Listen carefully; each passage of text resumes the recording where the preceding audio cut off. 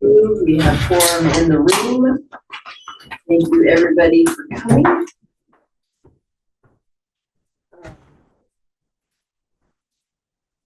As part of our welcome, I just wanted to cover something that's more like normal protocol.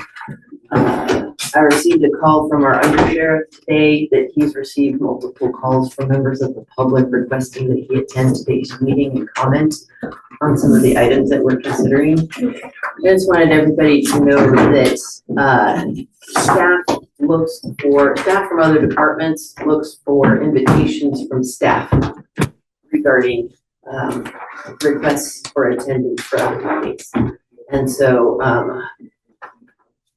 he was understandably confused, and I clarified it with him to let him know that agency stakeholders will have plenty of time to review the draft ordinance once it is prepared. And if there are future items where we feel that his attendance would be beneficial, I will extend that invitation to him in the future. Let's go on to roll call, please.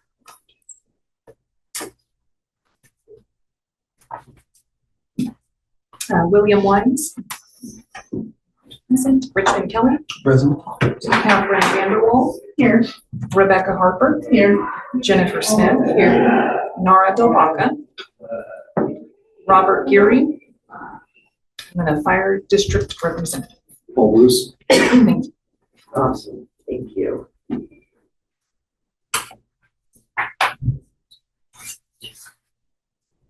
Consideration of minutes for March 18th, task force meeting. None of them? Sorry. Wait. I beg to differ. We've got one, Rebecca, Jennifer, Richmond.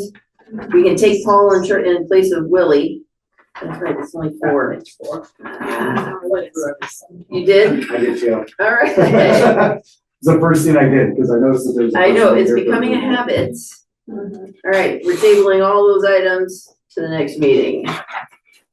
Unless Will and Nara show up, then maybe we could not do them off. Excellent. So we'll just table them for now. So then going on to item number 7, revised task force calendar 2024. So there was some discussion at our last meeting. If our next meeting was today or on the 8th, the task force seemed in support of continuing it every other week, not necessarily the first and third Mondays. And so this is the modified calendar to reflect those changes. It is item number 7 after the minutes.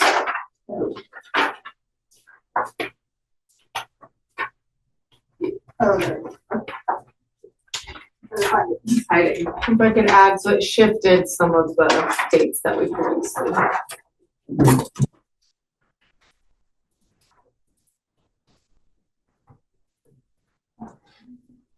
So it usually ends up being 2 meetings a month, except for those 5-week months.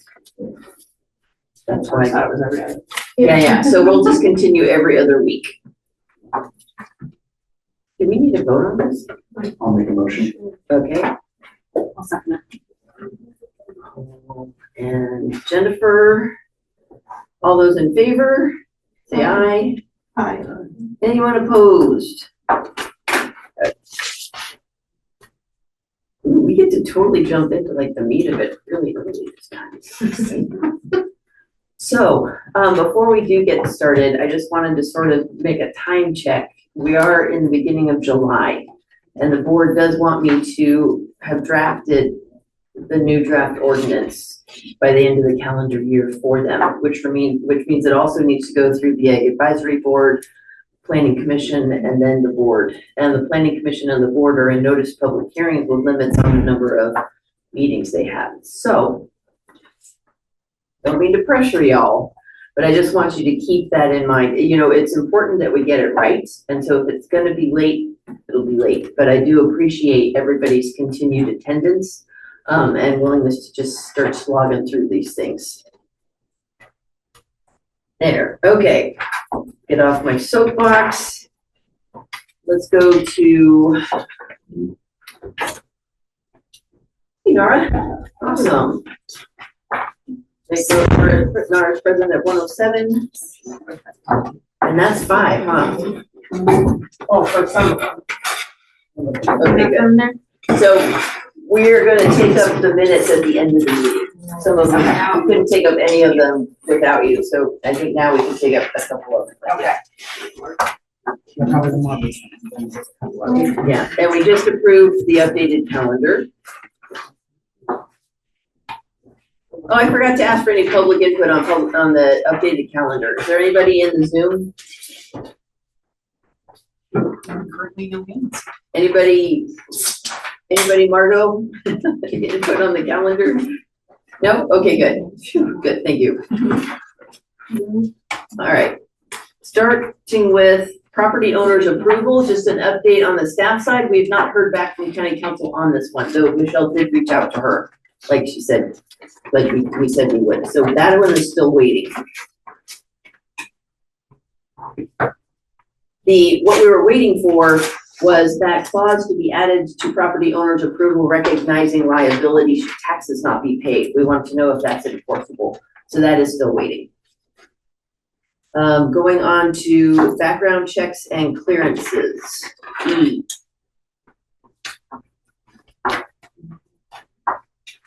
I'm sorry, Maria, we're waiting on county council to review that, or? Property owner's approval, yeah, the question from the task force was, could we add a sentence or two into the property owner's approval as it exists now, recognizing that the property owner would, by signing approval of the permit, is accepting liability for taxes should they not be paid by the permittee. Right, but we're waiting for. We're waiting to see if county council even thinks that's enforceable. Okay, thank you, that's why I wasn't sure what step it was at. Yeah, it's with county council right now. So hopefully we'll have an update for you next week, or I mean, next meeting.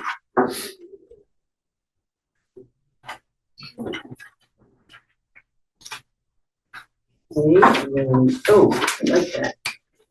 I like how the notes are right there as to what we were waiting for. That's really helpful. Thank you. Also, yeah, for us to remember. Yeah, right?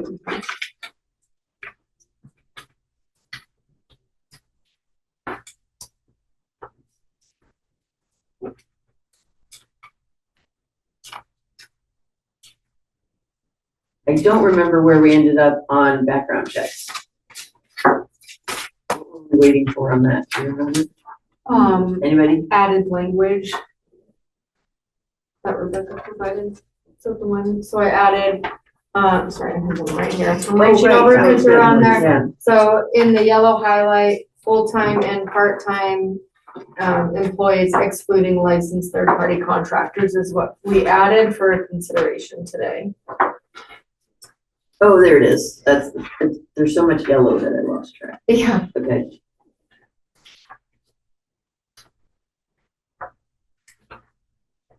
I think it was Rebecca that suggested that. So it's on the table. Yeah.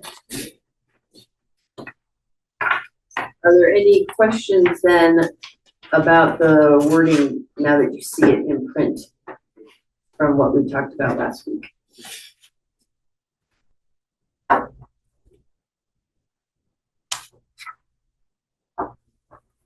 So again, for those of us joining us in the Zoom room, the modification would be to add a clause limiting background check requirements to full and part-time employees.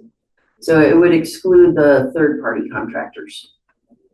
So my only question is, should it say excluding licensed third-party contractors, or say something like excluding employees supplied by or contracted through the licensed third-party contractor? Because it's not actually like the contractor themselves. Should we say something like excluding licensed third-party contractors and their staff? And yeah, their employees or whatever. But I think, yeah, it needs to be edited. So,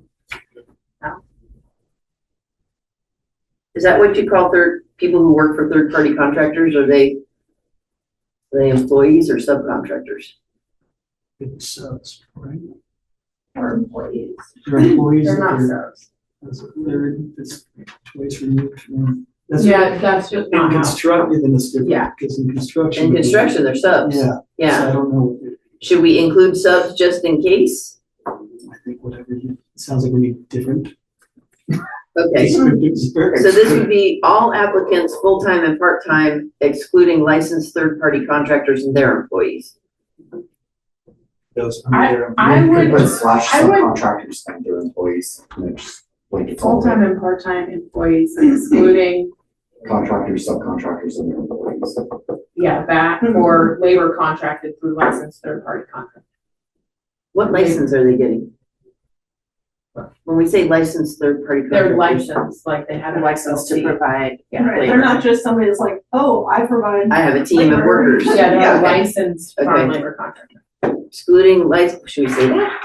Licensed, because third-party contractors is Yeah, I think. anybody that's not an employee. But then we're limiting it just to, so then are you saying if they hire an electrician to come in, does that electrician then have to? Because if we narrow it down to. an Right. LLC, Or any other seasonal employee at, say, Maybe a it's- processing facility or something like that, that's not a farm labor contractor. Full-time and part-time employees of the entity. Permittee, But I think that we were getting hung up on that last part, excluding licensed third-party contractors, but also to include the employees that work under those contractors. Or like you said, like in construction, then you have subcontractors. Well, if they're employees of the licensee, then. Right. Then we just don't say anything, and. we could say all applicants and their full-time and part-time employees. Yeah, I like that. I think that's. Because then when clearer. it becomes to permittee, then it is permittee and full and part-time employees. Okay. Yeah, So do you think when others review this, though, they'll be like, just full and part-time employees included? I mean, they won't. They can have ask, and then contracts. the department can say no. Full or part-time employees is not the same thing as a contractor, even under general definitions. So we wouldn't want it to be open to discretionary interpretation by future directors. So if you want to add additional clarity to exclude those, this would be the time to do that.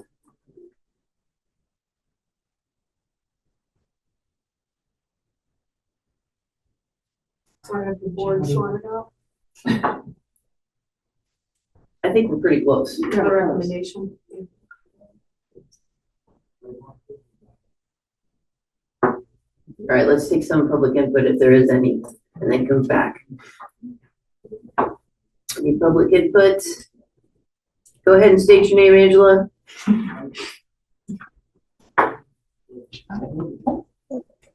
Thank you, excuse me. Thank you, Maria. So the last meeting wasn't recorded, so I wasn't able to go back and watch what happened during this. What was the reasoning behind the third-party contractors? I mean, I understand how farm labor works. I'm very familiar with farm labor contractors, but why then? So if we wanted to exclude third-party contractors, can the permittees, can there be some kind of thing between the contractor and the applicant to where they will sign saying that they will have, that the employees that are supplied are fully vetted?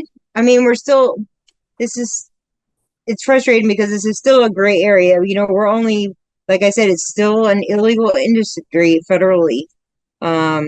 So I just worry about removing background checks for everybody. Everybody's going to switch to contractors, and it concerns me. Thank you. I seriously doubt that it's here. Sorry, Nora Dalbaca. I'm not supposed to talk to people. Let's just wait. Yeah. Thanks, Angela. Is there any other public comments in the Zoom room? If so, please raise your hand. Don't see any. Will public comment in the room? Go ahead, Margot. Oh, state your name, please. So that sure. Margot Kambara. At an earlier task force meeting, we had law enforcement speak, and the recommendation from law enforcement was to retain the background checks. And I understand the frustration that the cannabis industry is facing, that crunch to get all these applications processed in a timely manner. I'm hoping that we can come to a better solution, but I just wanted to put it out there that there are some in the community, especially who live in the very rural areas that are very remote. It makes neighbors kind of nervous knowing that a call, if there is trouble, the fastest help can come is 30 minutes. And we, well, I can't say we, I'll say I appreciate what Nora said at the last meeting, saying, well, of course, operators don't want to have bad characters in their operations. But if you have, part of your workforce exempt from background checks, you might not know. So that's my public comment. Thanks. Thanks, Margo. Is there any other further public comment? Seeing none, we'll bring it back to the task force for their consideration.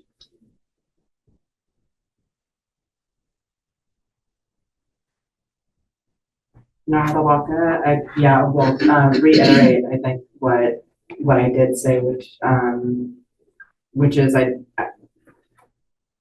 I think if there's any issue that comes up with any contractor, they will be off that farm or out of that business. So, so fast because the level of compliance and the level of scrutiny that happens on cannabis businesses that are on camera all the time.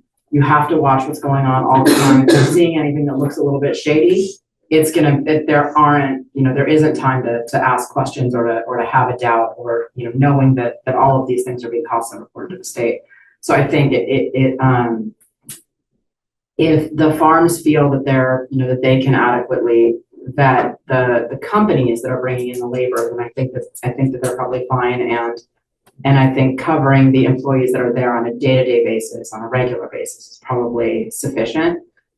It's also just a question of what's actually what people are able to comply with, right? And can you actually comply with getting farm labor contractors background checked? And the sheriff's department even said, yeah, we know we can't get it, but with the turnaround time, this doesn't exist and doesn't work. So then what you're left with is this sort of funky gray area where there isn't a way to comply, or farms aren't able to find workforce. And I think we're left in probably a worse situation in that sense, where people are actively trying to find ways around that background check. But I don't know if we've got other thoughts from some of the ag folks here, or Jen.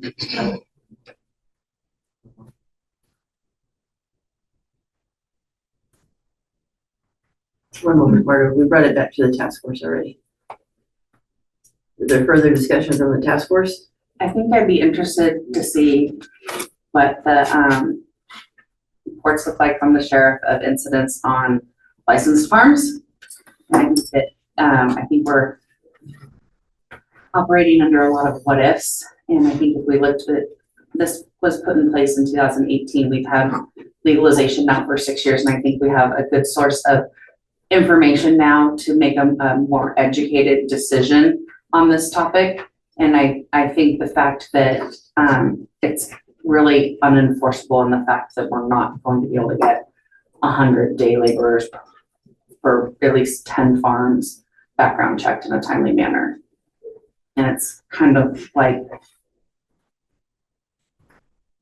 does the task force then want to table this while we request and wait for reports from the sheriff's office? Or are we comfortable moving forward with the recommendation today, knowing that the sheriff's office is going to see this draft and this will be pointed out as one of the many changes prior to the hearings before the planning commission and the board? I'm of the opinion that I would like to get the sheriff's department opinion, because if we could just make the right decision now, instead of going through something and then having to come back and revisit it and change it.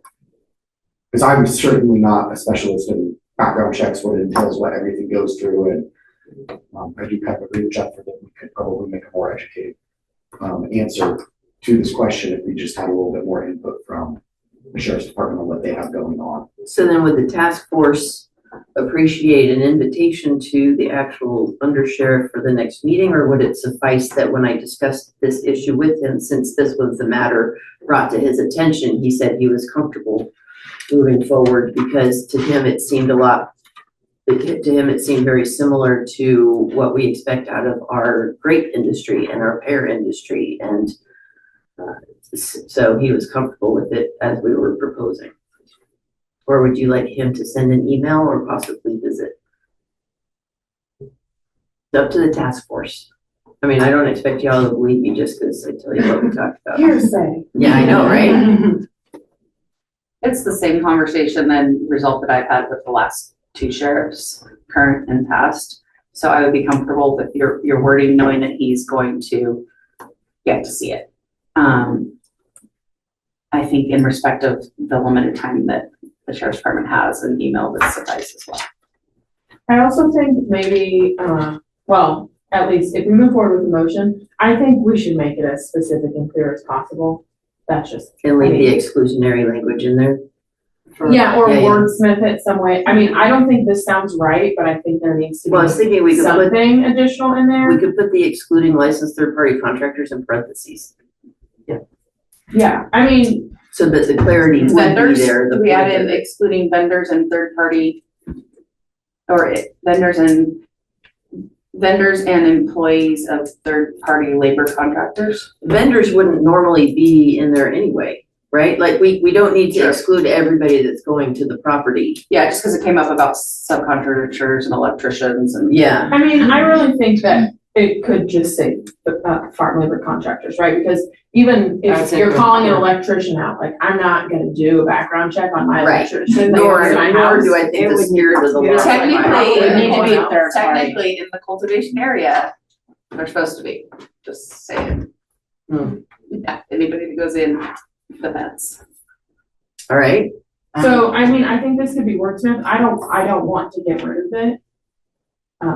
I think just like full-time and part-time employees is still just vague. so how would you reword it? It will What would you- beg a question. Yeah. Yeah. Right, oh, and if it's, full and part-time employees of the entity, right? And then, you know, if we wanna be devil's advocate like Margot, then maybe everybody wants to, have contractors instead of employees, right? Have everybody be a contractor, not a third-party contractor. Yeah. Well, we should also just expect a reasonable variety of business models in the future anyway. So there will be some who do that. But we want to make sure that we're just capturing what the priority is of the task force. I would like to leave out farm in that because I do think that there may be other. Third-party other- contractors. Licensed. Yes. So you can invite a handyman over to fix your doorknob. I mean, Who you may could not still have it be a licensed. labor contractor. Yeah, but it's possible that they may bring in trim folks doing trim work or something like that in the processing facilities. That's a farm contractor. Okay, Sorry. Oh, No, okay. I'll walk in for the right. Zimmer.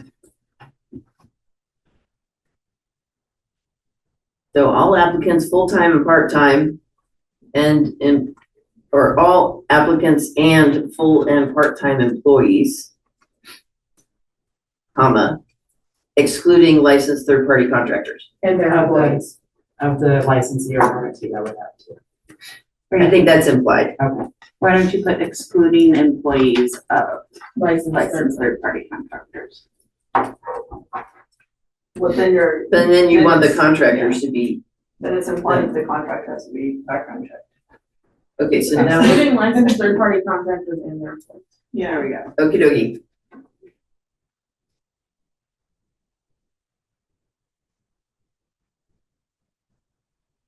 See if everybody's good So I with feel that. like it should say all applicants, comma, their full-time Yeah. and part-time employees, Good, I like that better. Okay, excluding licensed third-party contractors and their employees, comma. okay. Alrighty, I make a motion to accept the new language okay. for background checks and clearances. Alrighty, Jennifer made a motion. Do we have a second? I'll second that. Catherine. Great. All those in favor, vote aye. Aye. Is there anyone opposed? Okay, got one. Activity records, track and trace, weights and measures, compliance monitoring are already done. So skip to 73.3J, annual reports and inspections, where we left it the last time. You guys wanted to see a couple examples. So those are on item 8, attachments. I'll just, can I add to that? Yes. I just chose, a couple, there are different formats that folks submit, so the annual monitoring reports are submitted by the applicant in response to the requirements in our code. And then the actual, form that you see sort of filled out, handwriting, it says annual inspection compliance form, I believe. At the top is staff filling that out, when we go on our annual inspections, and I picked just 2 forms that had, one was pretty clean and didn't have any issues, and the other one had some things that needed to be corrected. So thought those represented, the swath of projects we see.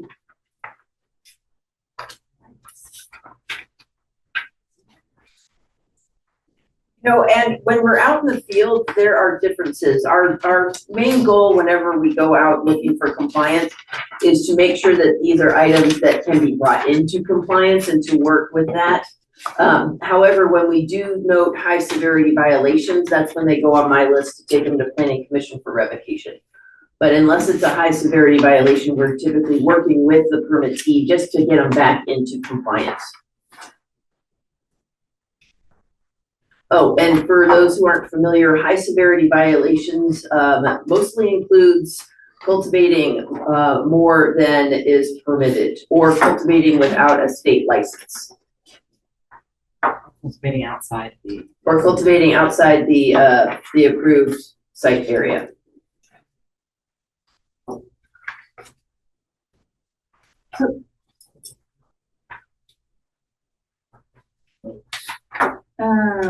You'll see that they're both very different.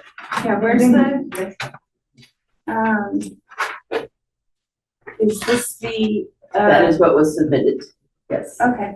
Oh, I should say, I did omit, any documents that had confidential information included. And in addition to those, like one's pretty short, it's like a 1 or 2 pager.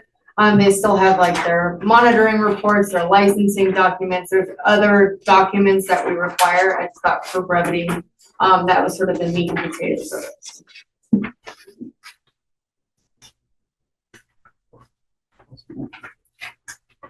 So I guess is there like a, like an itemized list of requirements that they are supposed to include in this report? So it does say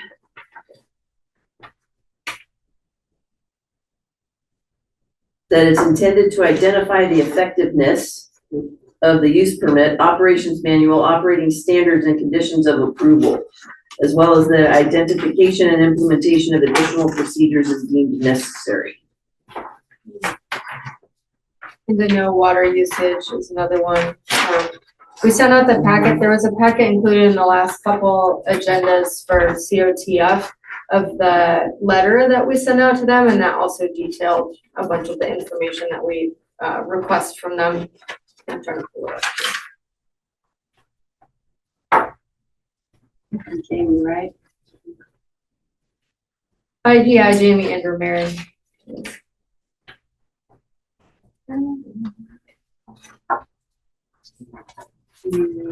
It's, copy of the DCC licenses, copy of your pesticide applicator certification or operator ID, evidence of employee background checks, projected water monitoring, evidence that the cannabis taxes have been paid, your CDFW lake stream alteration documentation, your water board documentation, any building permits, and any copies of modifications or amendments to the use permit.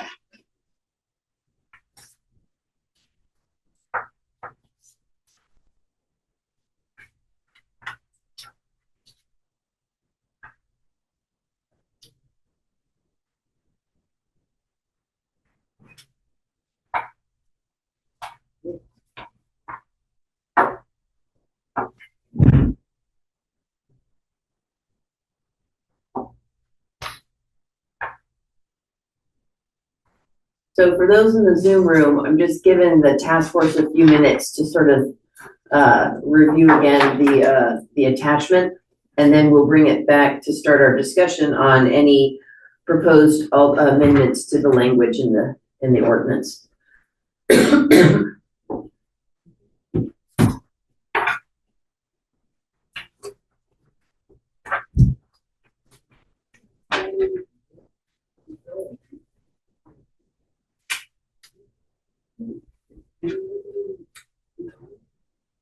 Not used to having voices. Yeah. I know, I was like, who's on the wall? From this public defender's office. Maybe not.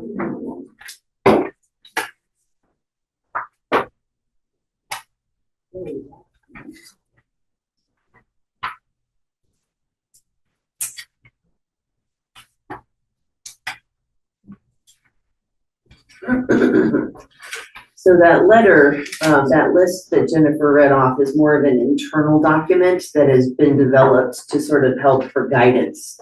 It's not specifically listed out. It's more of like, this is what this is the purpose of the annual report as listed in the ordinance. And then we rolled out documents that will be helpful for us to determine that as part of our checklist.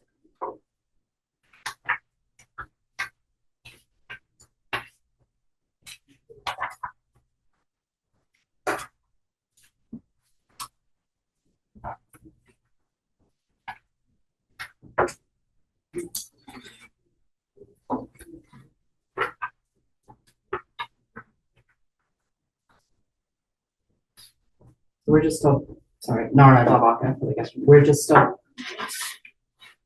deciding whether this goes to plan. That's one of the things we're gonna need to talk about, yeah.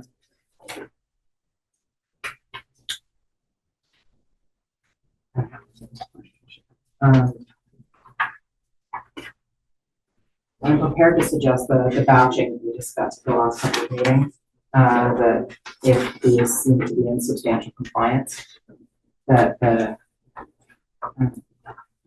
CDD batch them together for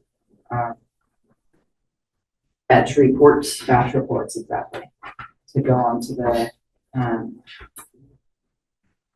that consent agenda. So it doesn't take up a lot of time, and then that way the county and the planning commission are free to focus on violations that are severe and, more in the more important that they consider. Okay.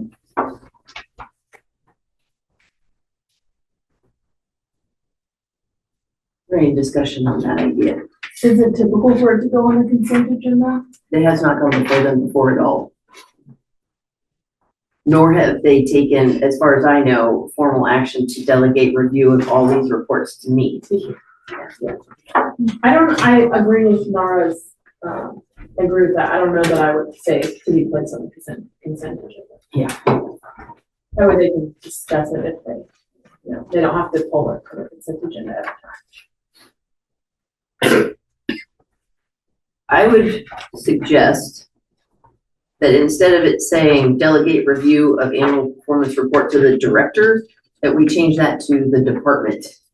Because I'm really not gonna go through 120 annual and an ever increasing number of annual reports and draft it. So, but if it's, or it could be director and designate. And their designate. And you can even whittle it down to those that have follow-up actions that need to be taken. Unless it's a lot, I don't know. Well, I don't know that I'd specify, because if we were to present them with, these are the ones who are in compliance with their conditions or, are moving, then it could just be a big old list with nothing further said. And then another category for, these are working on, some items were noted during the site visit that they are working on for compliance. And then them, and then these are the ones who will in the future have revocation recommendations taken to the planning commission. We could do that.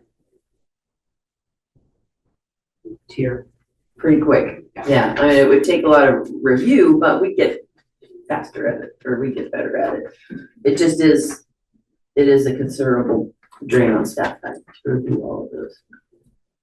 Is this harder then? Are we asking more of you than? No, not at doing all. this or asking, okay. No, I think that is, The job is to That is streamline this for doable. you too, as well as that, yeah. right, well, the only thing that would make it easier is not review them, and that doesn't really serve the purpose. No. Yeah, why have a Yeah. report if they're not taking? Yeah.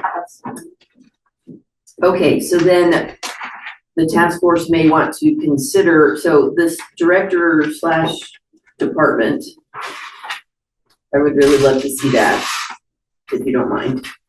The director changed the department. Yeah, change, director and their designate with an S on So the not end. department. Yeah, director and their designate with an S in parentheses because I see farming this out to the entire team.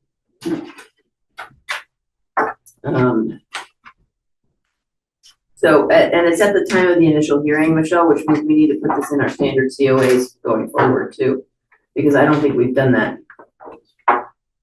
Once it gets approved by the board, you mean? Yeah, when the permit goes Yeah. before the board, that's when we need a statement in our general conditions that just says annual reports to be reviewed by the director and their designee. Gotcha. Okay, Well, yeah, and it'll also be in the ordinance. yes, yeah. Okay, but if we are, it doesn't say anywhere in here that we're giving them a report. So we're gonna wanna add something for that.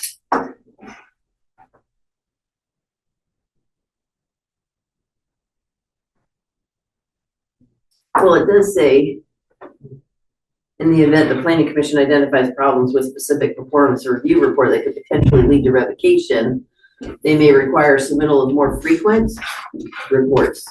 Okay, that doesn't say.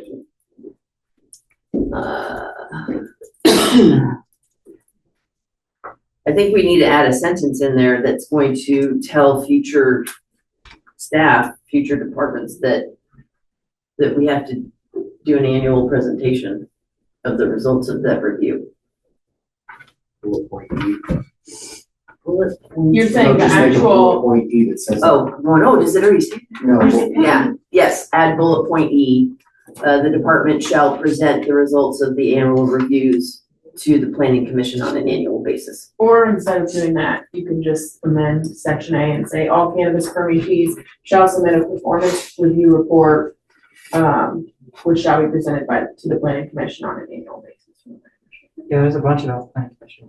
Oh, wait, you're right. Yeah. Huh, well, actually, it kind of just does state approval by the planning commission.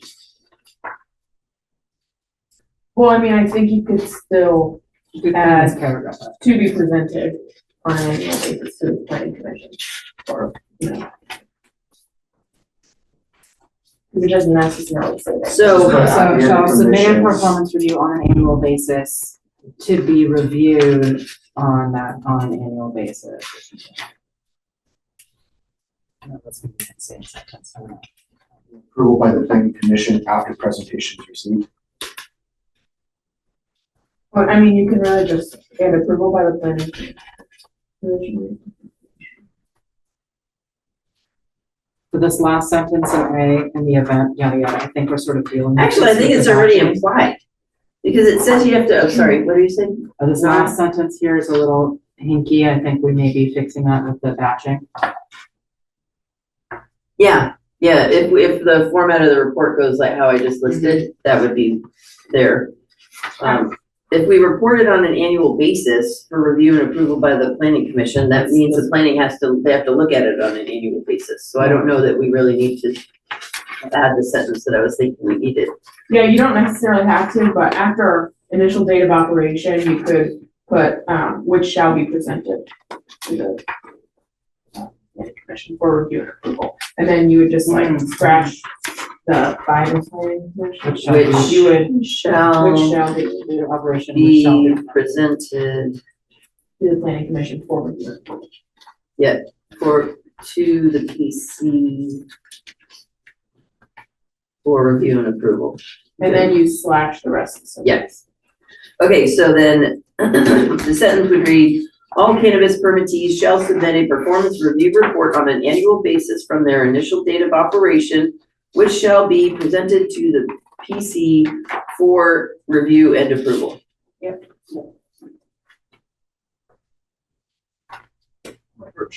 Wait, public input. Oh, yeah, that's right. Before we go to the next, so the next sentence, we're doing, planning commission may delegate review. Are we leaving that in there? The planning commission may delegate review of the annual performance review report to the director and or designees at the time. Do you think this first sentence says that it has to go to the planning commission, the report, or they just have to, the fact that they did a report has to be presented? Well, I think this was intended that all the reports would be, that's what the intent of this was. Okay, so we do need this clarifying sentence somehow, just maybe a little modified. The planning commission may delegate review of the annual performance report to the director and their designee at the time of the initial hearing or any time thereafter. Are we good with that? And then cutting the rest of that paragraph? Or do we want to have that explanation? And then I kind of like the sentence, explanation in there, Yeah. just because it states the spirit of this particular piece Additional of the law. implementation of additional procedures as deemed necessary, and then maybe just delete that last bit and then add blah, blah, blah, blah. In the event, identify problems, lead to revocation. No, because if they're gonna potentially lead to revocation, I'm taking them for revocation. Yeah. And then the planning commission already has the authority in other ordinances to make decisions on the Exactly, revocation. so they don't need more frequent reports. Right, no, about no. revocation. I don't see how that would improve anything. Okay, so striking that last sentence. I would. Okay. What does the task force think? This would be striking the last sentence that starts with, in the event the planning commission identifies problems, blah, blah, blah, that could potentially lead to revocation, blah, blah, blah, may require the submittal of more frequent reports. But the department is the one designating, department or the director designee would be the one identifying problems. Yes. And flagging those for the planning commission. The plan, under the way it's currently written, the planning commission would be the one to have to go through that. Right. Currently, as it stands now, I have the authority to negotiate with those on my revocation list to see if there are ways that would satisfy or bring them back into compliance. However, when it's a high severity violation, like growing without a state license, growing outside your footprint, or growing somehow illegally, I am not negotiating on that. I take that. I to would the just planning strike that whole sentence and then maybe replace it with something like unsatisfactory annual reports may lead to revocation. I kind of like that. Or additional reports, or more additional reports. Yeah, but Okay. revocation or, Unsatisfactory reports may lead to revocation. Or additional report. Why don't we do that one first? May lead to additional permitting required and then do revocation. orders of severity.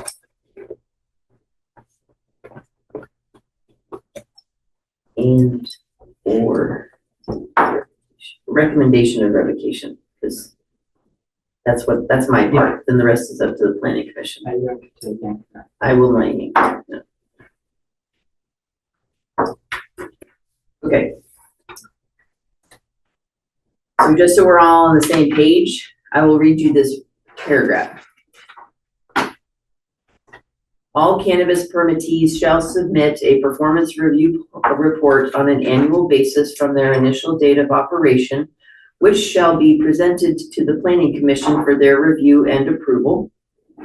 The Planning Commission may delegate review of the annual performance review report to the director and their designees at the time of the initial hearing or at any time thereafter. This annual, then it gives that next statement, that next sentence about the point of the whole thing. And then it says unsatisfactory annual reports may lead to additional permitting requirements and or recommendation of revocation. And that concludes A.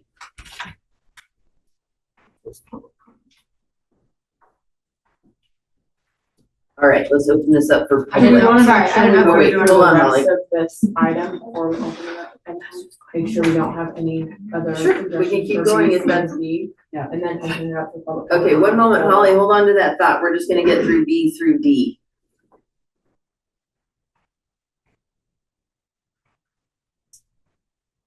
So B is talking about annual inspections. And I think we decided that there would be no less frequently than annual, right? So that should probably. We did decide that after 5 years of good reports, then we could go to no less than every 2 years. I think that was at the director's discretion. We voted on that already, right? I think so, yeah.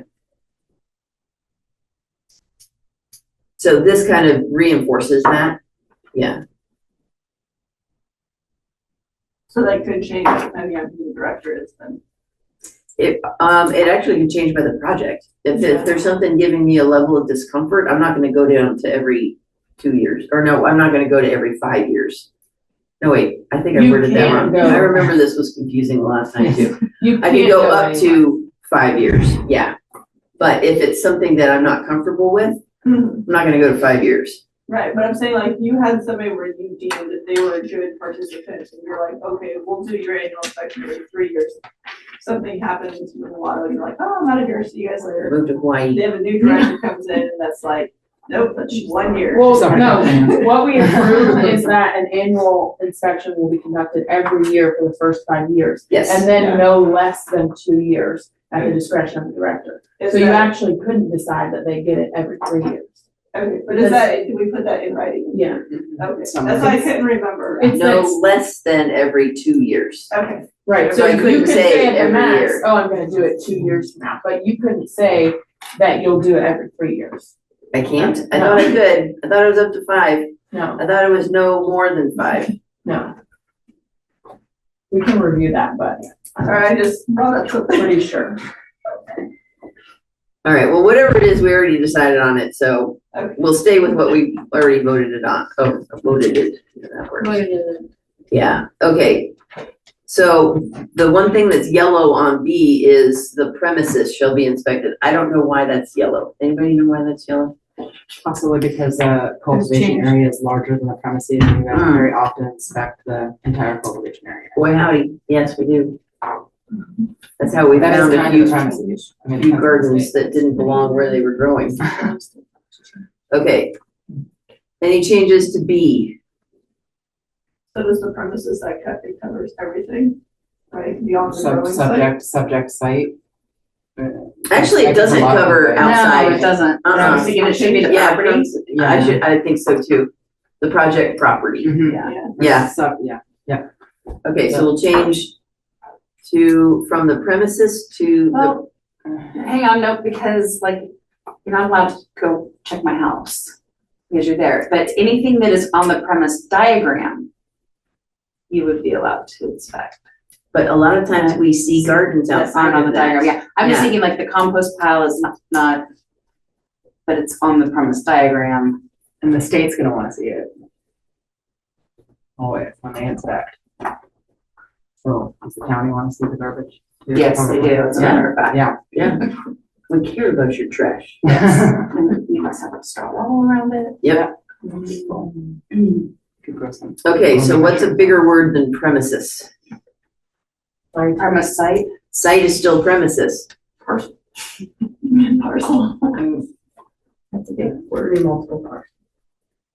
Well, can we see how the state says it? Yeah, let's go ahead. You grab it? Yeah, you might be faster. Okay.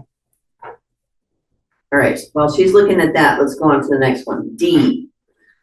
Non-compliance, so not allowing the inspection by the department or refusal to pay the fees or not turning in your annual performance review report shall be deemed grounds for a revocation. So this means we're scheduling our annual site visit and there is no response when we send them, it's time to schedule your annual site visit. There's no response, there's no payment of that fee. Or they just don't send us their annual reports. This is giving the planning commission the option to revoke permits like that.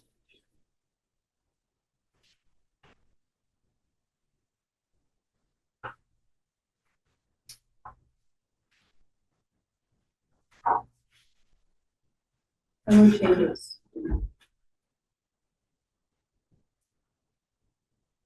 I do have Jennifer Right, and Nara access, thank you. looking online about something, so let's just wait a moment. But I'm not seeing any sort of interest in changing that In what part? No. D. Yeah, if they're not letting us on their property, I wanna get on that property. Sometimes, there is a failure of folks to turn their stuff in on time. I don't know if we want to add a layer to like, hey, your stuff's not in on time, not what I immediately require.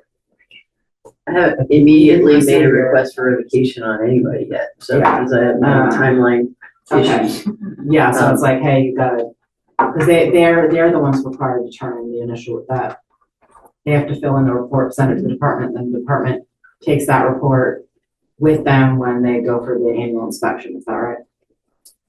Is that the timeline? I'm not clear on the exact timeline there. I think there are certain timelines. Yeah.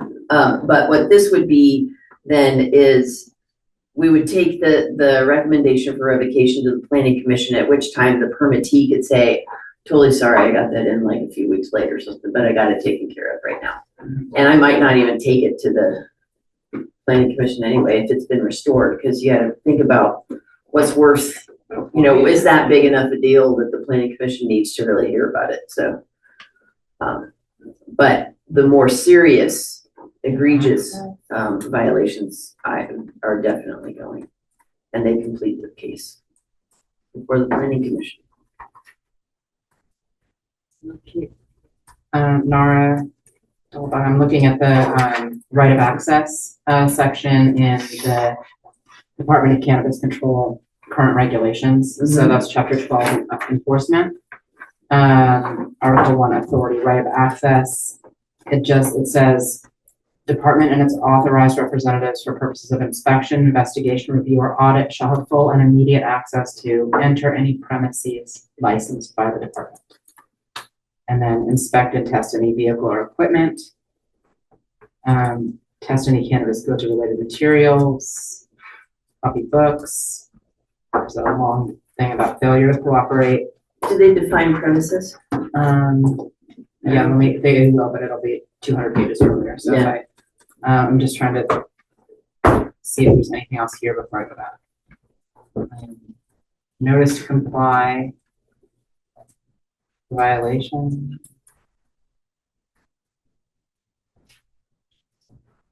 Cargoes. Just want to see if there's-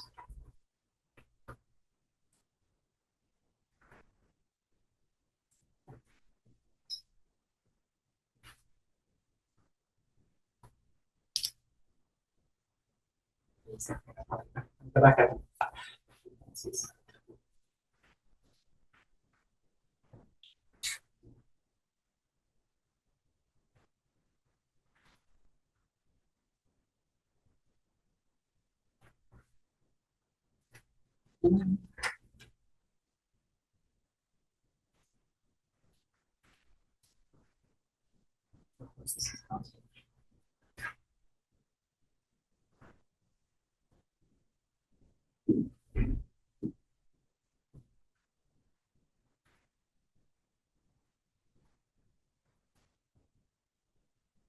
Premises means the designated structures and lands specified in the application that is owned, leased, or otherwise held under the control of the applicant or licensee, where the commercial cannabis activity will or is conducted.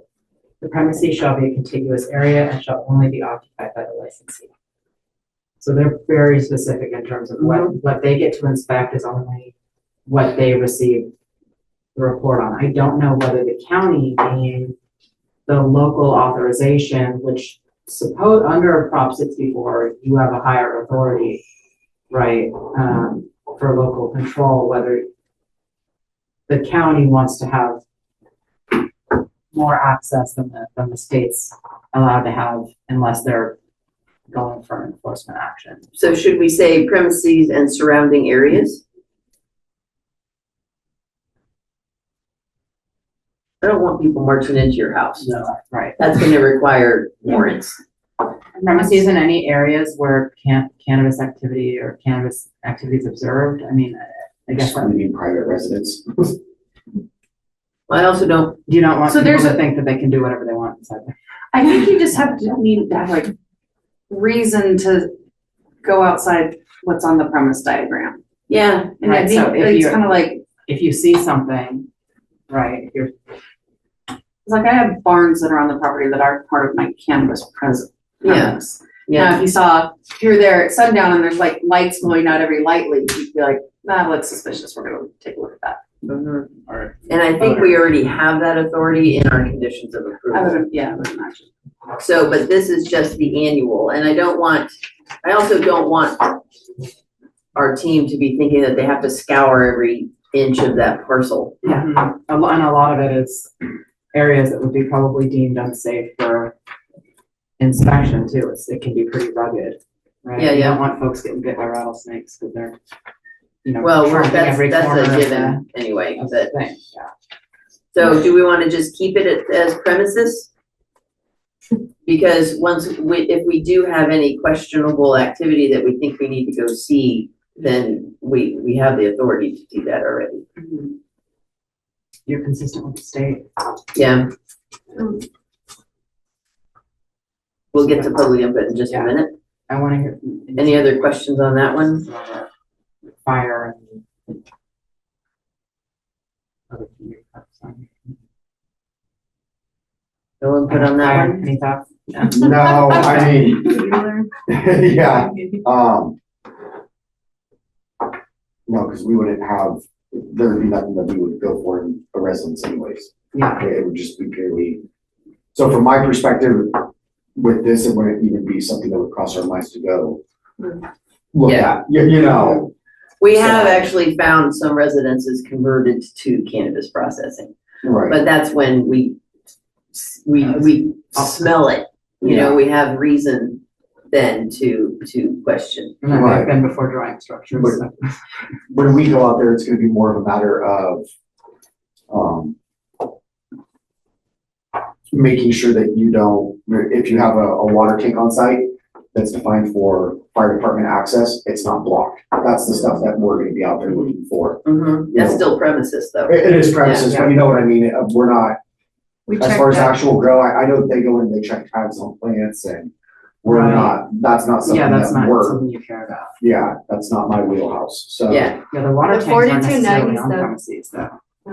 We do check that, like for the posted address and the Knox box Right. and the access to the water tanks if they're right there. Absolutely, and as far as Yeah, even, the state check doesn't list. check. yeah, the only time that we might even get even remotely close to even being involved with residents, and this is just me throwing out an idea, would be if you built some sort of covered walkway that connected from your private residence to something that was cannabis related. Okay. But you know what I mean, because now they're attached, so for us, it becomes like an attached deal, and if a fire were to start here, there's reasonable cause it would spread to the residents, but,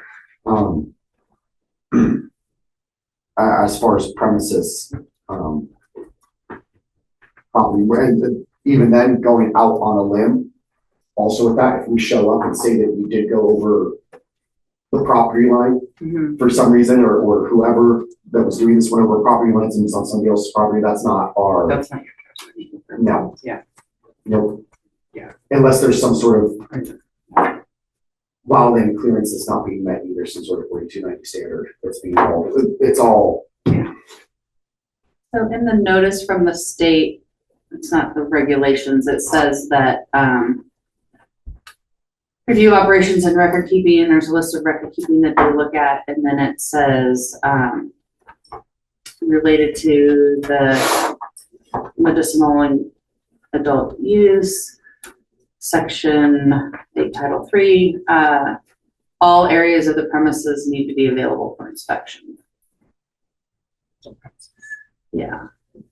And the county is inspecting the water. And when the water, I mean, people's water is not necessarily, you know, in their Premises. farms where it's fed from a tank on a different side of the property.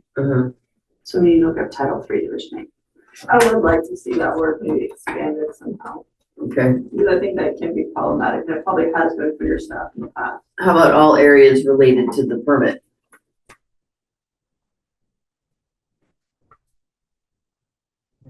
If they have like a licensed site here, and all of a sudden this brand new building pops up here, well, it's not on my premise. Mm-hmm. Maybe licensing division eight. What?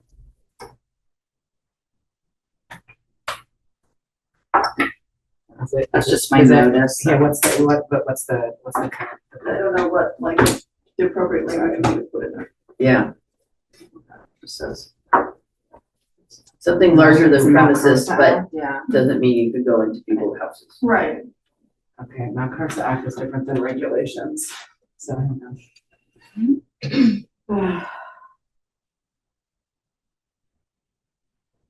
Oh, what if you just put with exception of private residence? Like any site, I mean, I know you said you had barns, but at the same time, if you're storing hay in there, it's fine, you open up the door, yeah, you've got hay, straw, whatever it may be for your horses. Not worried about that, you put that just with So the the exception of private premises- residence. And surrounding area with the exception of private residences. Because then that takes out, you can't go into somebody's house, it still leaves it open for barns, if somebody's got, like I said, horses, cattle or something that's in the vicinity, it doesn't Yeah. quite exclude that, but. You could also just say all grounds and buildings. excluding. Mhm.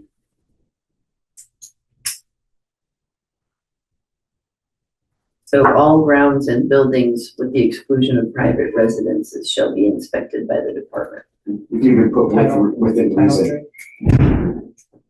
If you want to, Within reason opens it up to discretion. that's true. Which say all grounds.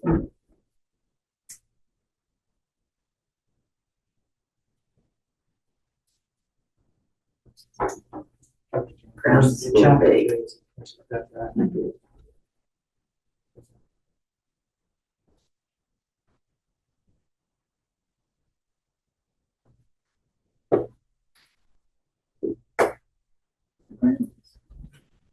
The grounds could actually be seen as the same as the premises. It's the grounds All for that grounds and project. Yeah, All of them. All grounds. yeah. Could be up to the whole parcel with the exclusion of houses. Maybe the challenge is there's discretion no matter what we do. Mm-hmm, You walk up there, as when you've had, and you see things, you're like, no mm-hmm. matter why you're there, you're still gonna have to decide. And it says shall too. I don't want our department to have, staff to have to go to every single building if they don't look relevant. Mhm. True, but at the same time, and this is just speaking from personal experience, and this isn't even necessarily cannabis related, but just business inspections in general.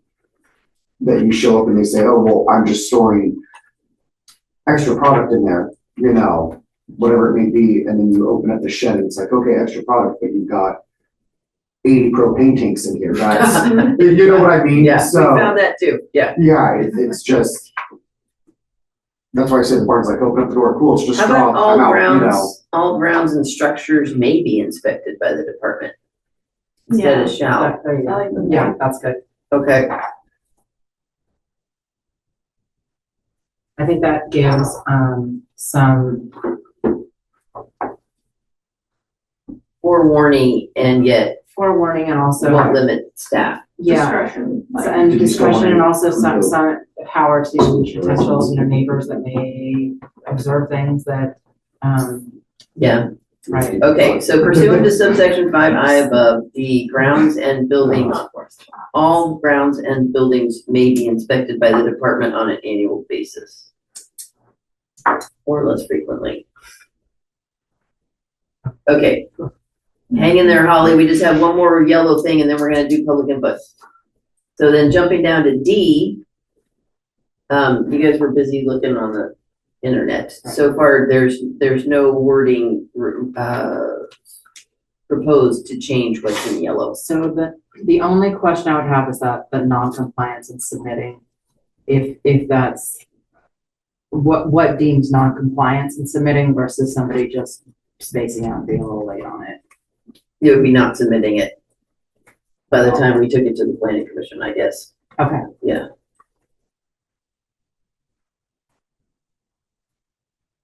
I know paperwork's not always the strongest suit. Oh, totally. Farmers. No, yeah. And I'm not gonna be waiting there the day after the deadline to be like, okay, Yeah. going to planning commission now. Yeah, I've got bigger fish to fry. So any amendments talking about for that last yellow thing? If not, we'll open it up to public input on the whole section. Public input. Public input, Holly, thank you for being patient. Go ahead. Oh, hi there. Not a problem at all. First of all, it's really, really hard to hear everybody there. So you may have talked about some of this stuff and I just could not understand what was going on. But I wanted to go back to the concept of the annual reports and the compliance reports, because I really don't have a feel for what it's doing. I mean, I understand in here that it's supposed to basically determine the effectiveness of the property management plan and for the conditions of use, but I'm not necessarily seeing that in the documents that were submitted here, as examples. There's a wide discrepancy in report styles. I couldn't find a complete list of what was needed. So I did go through conditions of use of some projects and compile what was requested there, which is fairly extensive. And then based on that, and I do have a list of that I could forward in. Based on that, I don't really see how someone can take a look at this compliance report or inspection report with the annual report. As you can see, one person put quite a bit of pages into it, though really didn't say anything. And the other one had 9 pages of COUs they were supposed to be following, but they only had a half a page in there. I just don't see how an independent body, the way it's set up right now, can actually go through and decide if someone's in compliance or not. So I just think there should be a better checklist. For instance, one of the reports they did provide their water usage, whereas the other one didn't. In the water usage, it said that they were using 2 million gallons of water for 6 months, yet in their property management plan, which they're supposed to be compliant with, they say that they're only going to use 700,000 gallons of water per year. So where does this go? Basically, it's supposed to be pointing out that the conditions of use are being followed, but I'm just not seeing how that happens. I think that's basically it. What I would like to do is, if possible, I would just like to have a bit more of a discussion on the annual reports and the inspection reports. I'm more than happy to submit something this week that the task force could take a look at, so that we could have a discussion at the next meeting on this portion of it. Additionally, it would be great if it could be set up so that it was more than one person that was reviewing, these reports. I believe in the past that Maria, you had said you were going to come back with different options to the plan, the COTF about a way of reviewing. And that's basically what I have at the moment. Thanks, Holly. Is there any other public input?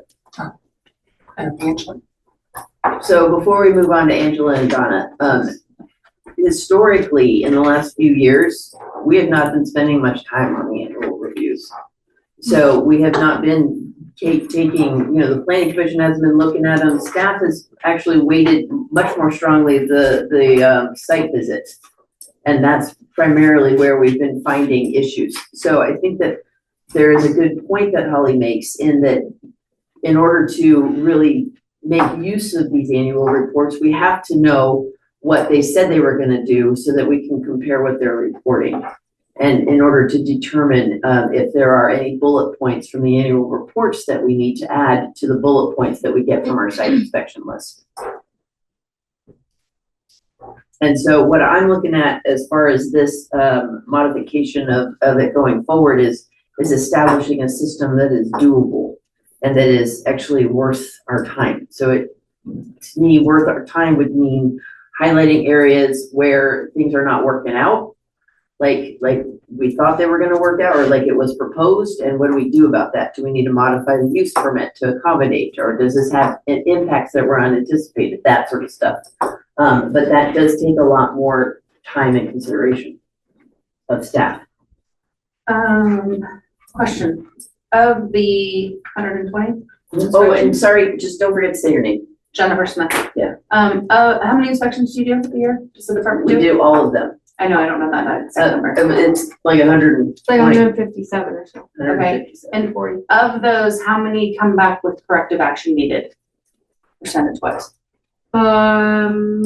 I don't know that I'm able to answer that, but I Just feel from like what a I've lot of seen. them are corrected on site, like Yeah. minor things like putting the, the fuel can up on the secondary storage instead of on the ground, like kind of small things. Maybe that's a bad example. Yeah, a lot of them are minor. Yeah. Like one needed a building taken down that was already supposed to be demoed anyway, but hadn't taken place. And the other ones are like, oh, you forgot your wattles, get those wattles in place, that sort of thing. You need this, signage that is reflective and meets the 4290. Just little things, little fix-it things. The more significant, out of the last few years, we have a total of maybe 9 or 10 on the high severity violations. So it seems like it's those 9 or 10 that really need to have some extra review time. It's those 9 or 10 that are gonna need to talk to the planning commission. Correct. Yeah. So I think if there's no corrective actions needed, those should just pass through on a consent agenda. Well, Or one of the pass through the things- department, because it is at the department's discretion. Right. Except we do wanna just do a quick double check on their annual reports because, like say they're using 2 million gallons, but they said that they were only gonna use 700,000. That we need to zoom in on. Because that is something that was maybe not necessarily analyzed correctly or appropriately. And may have to take a look at a modification, since that's a significant difference to your operating plan. Areas of concern. Mm-hmm. Yeah. So point well taken, Holly, thank you. Go ahead, Donna. Oh, thank you, Donna Mackwitz, Red Bed Audubon. I just thought for scientific data, I was wondering, do you receive updates on like the mitigation for the trees? How many have failed? Have they replaced them? And how long do they have to do that? Because I noticed like in the Green Bear one, they haven't even started planting the trees, just left dead stumps from another, just to note how many they've removed. And things like the dead and injured animals, does that get reported? I recall seeing all the vultures that were killed off at the Sowers High Valley, and I don't think they probably got reported, and I don't even know how those animals died. I just witnessed it. And if artifacts are uncovered, does that get reported to the county? I see whereas the tribal entity will get notified, and I just wondered, is that put into their records for annual?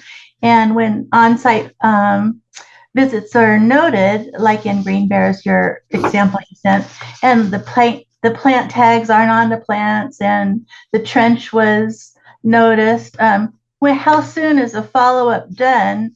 And do you apply fines? And if it looks like Fish and Wildlife needs to be involved, is that done immediately? And I know most of your operators are fantastic and follow everything to the T, but then you'll have someone, another example that I know personally was Highvower Sowers, and that they turned their whole casa into grow rooms. And so I appreciate that you say all the premises should be open for inspection, because you just have very few, but there are going to be those that are going to take advantage. And thank you for considering my comment for annual inspections.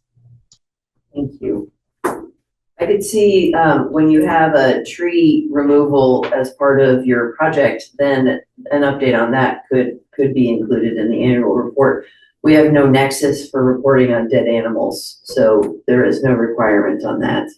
There are a number of other things, Donna, that you mentioned that I do appreciate. Some of them are where they are listed in conditions of approval. That's where we're looking for their compliance. Is there any other public input? Angela, I thought I saw your hand up. Okay, and then we'll get to Margot. Go ahead, Angela. Thank you, Maria. So going back to the wording for subsection B, pursuant to subsection 5.1. So where it says on an annual basis or less frequently if approved by the director, maybe you want to reword that to or less frequently if conditions set forth in subsection 5 III are met, because subsection 5 III is what you guys approved, and that says if there are no violations on the county permit or state license during the first 5 years, the inspection frequency may be reduced by the director to every other year unless there is a transfer of ownership. So maybe just want to refer to that subsection right there. Or less frequently if approved by the director pursuant to subsection 5 III. Yes. Because we already went through that and reworded that section. And then where, so is CDD compiling the review report data? I know Andrew was working on compiling, he was looking to complete, he wanted to have a 10-year data collection so that we could see how it was working over the years, and people staying in compliance with their conditions of use. Has anybody taken that over? I know we discussed it before, but I don't know if you've had somebody that's taken it over yet. No, we have not. That is not assigned to any of our staff.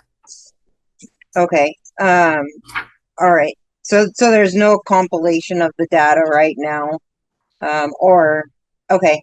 All right. Thank you. Thanks, Angela. Go ahead, Margot. Thank you. So to piggyback on what Mariah was suggesting, to have efficient use of staff time and everybody's time.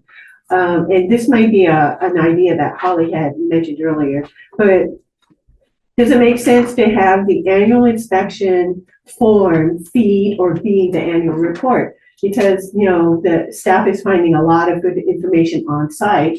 What if that is just considered part of the annual report or the annual report? And then you have a section there that lists out the conditions of approval, and that's already pre-populated on the form. And then that helps the inspector, you know, go through and look for certain things. Also, you know, as Catherine had mentioned or asked, is there a checklist? Well, if you have your checklist, or if you're using a report template or, you know, report form, and it's you have your standard areas that the inspector should be looking for, that can also be a time saver.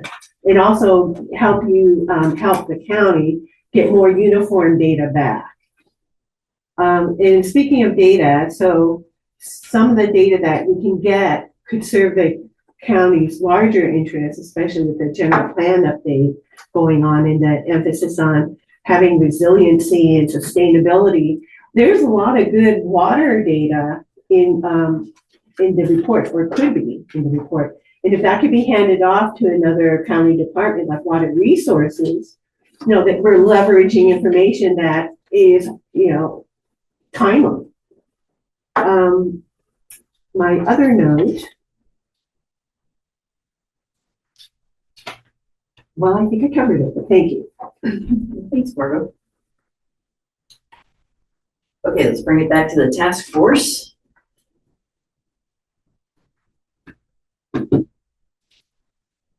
So far, we have the amendments that we talked about.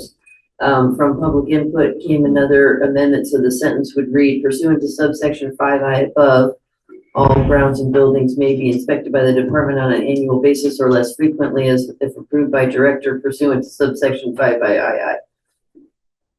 How does the task force feel about saying that twice on that sentence?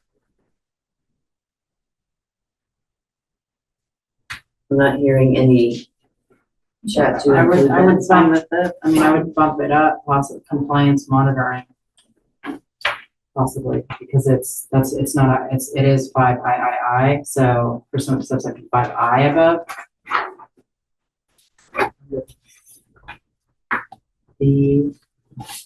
Let's also actually keep in mind that this formatting may change. Yeah, so when I we would say redo the it, so- compliance monitoring section. Yeah. Something like that. So pursuant to the compliant, whatever that is. Yeah. Okay, so we'll include that in the wording then too. I don't think it might be redundant. Yeah. Okay, cool. And are there any other modifications at the county, bring it back to task force? If there's no further modifications, I'll accept a motion to amend the language and requirements as stated. So moved. Nora, I'll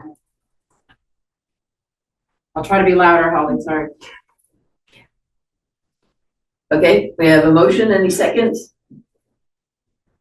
Jennifer Smith, I'll second it. Okie dokie. We have a motion and a second. All those in favor say aye. Are there any opposed? Okay, thanks. And we have 7 minutes. Let's go back. So Rebecca can tell us which minutes we can approve today. Oh, First two. items 3 and First 4. Excellent. Let's take up the March 18th minutes. I know. Treat.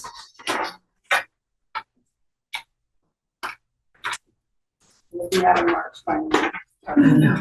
All right, are there any questions on the March 18th minutes? If not, we will move, or we'll open it up for public input.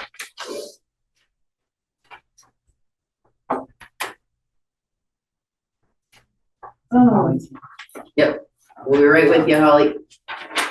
I don't know that the compliance monitoring section I accurately reflects what the motion was. It says compliance monitoring, the task force discuss compliance monitoring once every other year unless permit transfer ownership will resume annual compliance monitoring.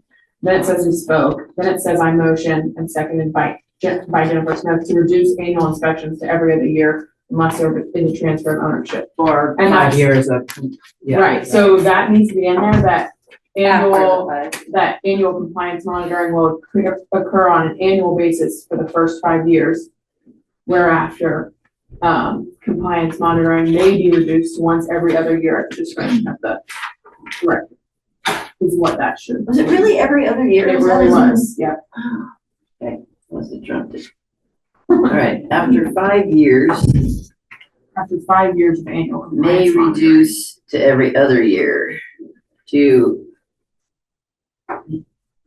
reduce to annual inspections every other year, unless there is a transfer of ownership, in which case it starts all over.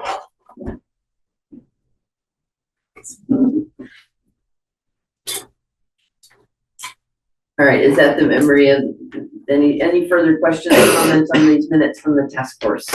Not, go ahead, Holly. Oh, hi, excuse me. That's what I wanted to bring up because we did discuss this at the last meeting. But I also wanted to point out that you need to go back into the text and change it because, into the actual document, because the motion that was passed says just to reduce annual inspections to every other year unless there's a transfer of ownership. And when we discussed it last week, that whole section was going to get back and get corrected also. Yeah, because this was, Holly brought this up last week, that this was, written in the minutes incorrectly. And therefore also written in the text. Okay. Do we want to adopt, or do we want to approve this as amended, or do you guys want to put eyeballs on it again next time? Approve as amended. Okay, so approve as amended, and let's make sure this is clear. That it can be, may be reduced, after 5 years, may be reduced to every other year. That is at the discretion of the director. Maybe. Maybe, yes. This says it will be. Yeah, It doesn't say. unless there is a transfer of ownership. All right, Which section is that? that Section is I. I. Yeah, it's on the second, it's on third page. That whole And the paragraph minutes at the should be top. rewritten, Paragraph, which paragraph? like the whole section, that paragraph. Wait, let me find it. H I.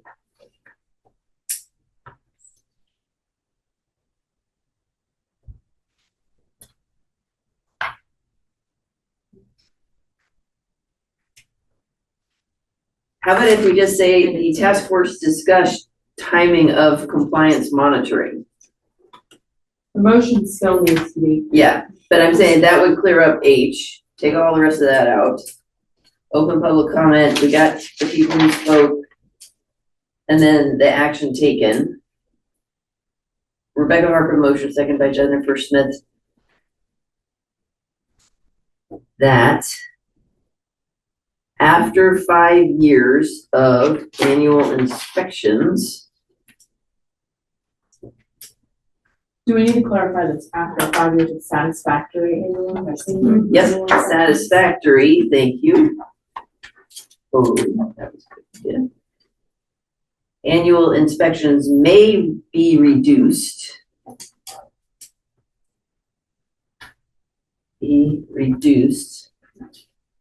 To every other year at the discretion of the director unless there is a transfer of ownership. Good. Ollie, is that good? I think we got it. Yes. I see your hand? Yes. Okay, excellent. Any motion to approve minutes as, are there any further amendments, any further public input? Seeing none, bring it back to the task force. Motion to amend or to approve as amended. I move to approve the minutes as amended. Excellent, Rebecca and Paul, all those in favor? Aye. Great. Any opposed? Motion carries. Whoa, we have 2 minutes. Do we want to take on April 8th or is that? I mean, we can do it. Let's try it. Let's try it. Or if there's anything that's, yeah. Read them well. Are there any, is there any public input on the April 8th minutes while the task force is scurrying? I don't see any. All right, task force.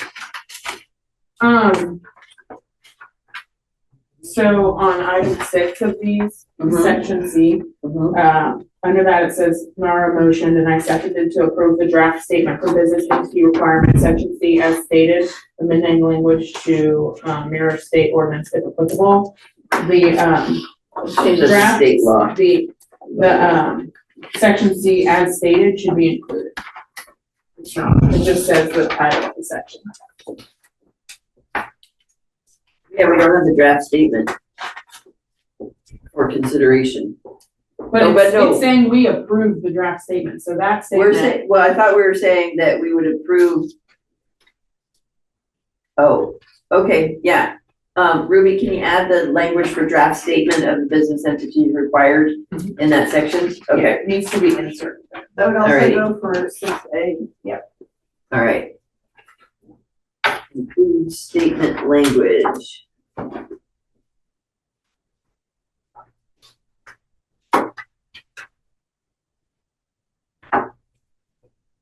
Else's table.